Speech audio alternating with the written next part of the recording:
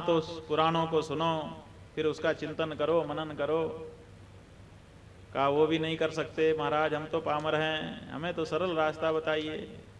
का सरल रास्ता ये है कि शिवलिंग या शिव जी की मूर्ति स्थापित करके उसकी पूजा करो, पार हो जाओगे। कहा नहीं महाराज, वो भी संभव नहीं है। कहा तो जहां पर पूजा हो रही हो वहां पर जाकर के पूजा की सामग्री दे दो तो भी पूजा का फल मिल जाएगा। पंडित जी मंदिर में पूजा कर रहे हैं, पूजा सामग्री उनको पहुंचा दो। कहा महाराज उसमें तो पैसा लगेगा, हम तो कंजूस हैं, बाकी सब काम के लिए हमारे पास पैसा है, पूजा का नाम आते ही दुकान में अगर जाना भी पड़ जाए तो हम कहते हैं पूजा वाली सुपारी देना। पूजा सुपारी नाम ही पड़ गया है। अब पूजा सुपारी तो फिर भी ठीक है, अब तो पूजा घी मिल रहा है। वो पूजा घी बिल्कुल घी है ही नहीं है, कुछ और ही चीज है। अब हमको नाम लेना ठीक नहीं लगता है, और उसी को पूजा घी के नाम पे ले जा रहे करके जला रहे हैं। क्यों? क्योंकि सस्ता मिल जाता है। इससे अच्छा करो ही मत। जब आपको भगवान के लिए कुछ समर्पित करना हो तो जैसे आप जब जाते हो दुकान में तो सबसे अच्छी चीज पसंद करते हो, भले खरीद ना पाओ, मन मसोस के रह जाते हो, लेकिन पसंद तो सबसे अच्छी चीज करते हो। ऐसे ही जब अपने प्रभु के लिए कुछ देना हो तो दुकान में जो सबसे अच्छी चीज हो उसी को खरीदना और उसी को भगवान को भेंट करना। जरूरी नहीं है कि बहुत करो, थोड़ा सा ला करके दो। पूरी धोती अगर बहुत महंगी पड़ रही है तो एक अच्छा सा रुमाल ज्यादा अच्छा है, लेकिन मार्किन का कपड़ा लेकर के भगवान के लिए आ जाओ और खुद जो है अच्छा कपड़ा पहनो, कोसा पहनो, ये ठीक नहीं। इसलिए भगवान के लिए जब आप समर्पित करो तो उत्तम से उत्तम वस्तु होनी चाहिए। तो दद्याद वार्चन साधनम, कहा महाराज इसमें भी पैसा लगता है, हमारे पास मान लो नहीं है। तब तो कहा कि जहां पर पूजा हो रही हो, पूजा की शुरुआत से जाकर के बैठ जाओ। जैसे जैसे पूजा करने वाला पूजा कर रहा है उसकी पूजा को देखते जाओ, देखने मात्र से तुमको पूरी पूजा करने का फल मिल जाएगा।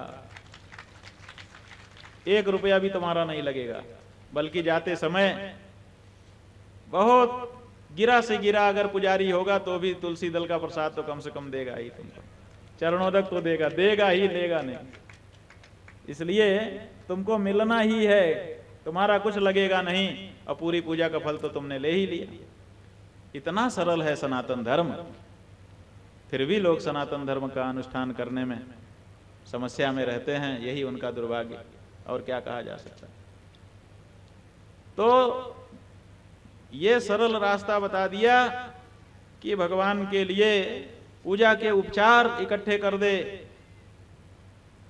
जो सक्षम है वो राजोपचार अर्पित करे, जिसमें सिंहासन है, जिसमें छत्र है, जिसमें चमर है, जिसमें सोने चांदी के गहने हैं, जिसमें अच्छे अच्छे उत्तम वस्त्र हैं, जिसमें 56 भोग है। अगर आप समर्थ हैं तो भगवान के लिए ये सब अर्पित करिए, और अगर समर्थ नहीं है तो पत्रम पुष्पम।